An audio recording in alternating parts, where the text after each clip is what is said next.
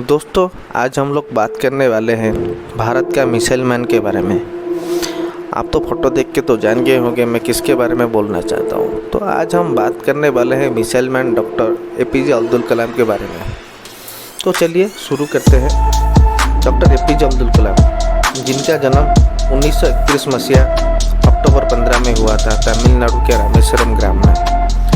और वो जहाँ पर वो आगे बढ़ के वो एरोस्पेस इंजीनियरिंग किए, फिजिक्स का भी डिग्री लिया। तो अपना वो 40 साल वो साइंटिस्ट और साइंस मैनेज एडमिनिस्ट्रेटर के तौर वो गुजारे हैं। वो DRDO में भी थे साइंटिस्ट, और इसरो भी आज तक जिस लेवल पे है, तो अब्दुल कलाम का हाथ बहुत बड़ा है उनमें से।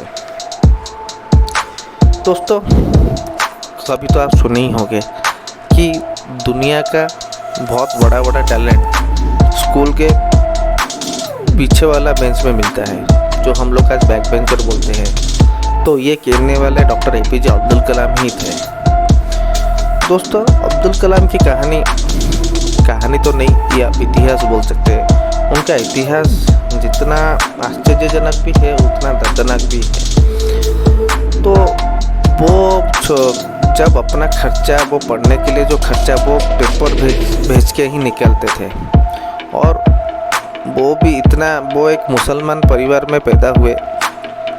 उनके परिवार में इतना फाइनेंशियल अच्छा नहीं था, तो वो पेपर भेज के वो अपना पैसा कमा के वो पढ़ाई में करते थे। तो आगे जाके वो 2002 में भी 2002 से 2007 तक भी वो भारत का 11वां प्रेसिडेंट भी वो बने। तो दोस्तों, भारत में तो बहुत सारा 10 प्रेसिडेंट भी थे उस टाइम, अभी तक भी उनको खाली पीपुल्स प्रेसिडेंट ही कहा जाता है। तो वो भारत रत्न का भी अधिकारी है। तो उनका वो जो हमेशा बोलते हैं, आप कैसे आगे बढ़े, एक इंटरव्यू में पूछा गया। तो उनका बोलना ये था कि आप पहले फोकस कीजिए, उसके माने आपका एम क्या है, आपका एम उसके ऊपर आपका फोकस हमेशा रहना चाहिए। उसके बाद उसके ऊपर हार्ड वर्क करना चाहिए। अगर ऐसे करते रहे तो आपको सक्सेस मिलना तय ही है। तो उनका भी ये करना है, तो सोने की तरह अगर चमकना है आपको, तो सोने की तरह आपको जलना भी पड़ेगा। वाह भाई, कितना अच्छा फिलोसफी है। तो कलाम साहब अपना जो ग्रेजुएट किए Madras institute of technology in 1960, उसके बाद वो ज्वाइन किए aeronautical development establishment of defence research and development.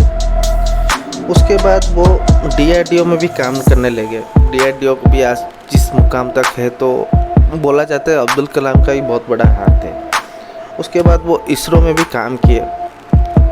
तो ऐसे और वो जहाँ रहते, और एक जो इंटरेस्टिंग बात है, अब्दुल कलाम अपना शादी भी भूल गए थे। अगर कल शादी है, उनको याद नहीं कि मेरा शादी कल है। जब शादी का डेट गुजर गया, उसके बाद पता चला कि मेरा शादी है, तो वहाँ पर भी उनका शादी भी टूट गया।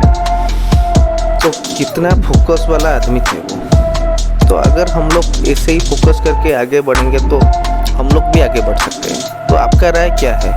आप ये कमेंट बॉक्स में भी शेयर कर सकते हैं, और इस चैनल को लाइक और सब्सक्राइब जरूर कीजिएगा।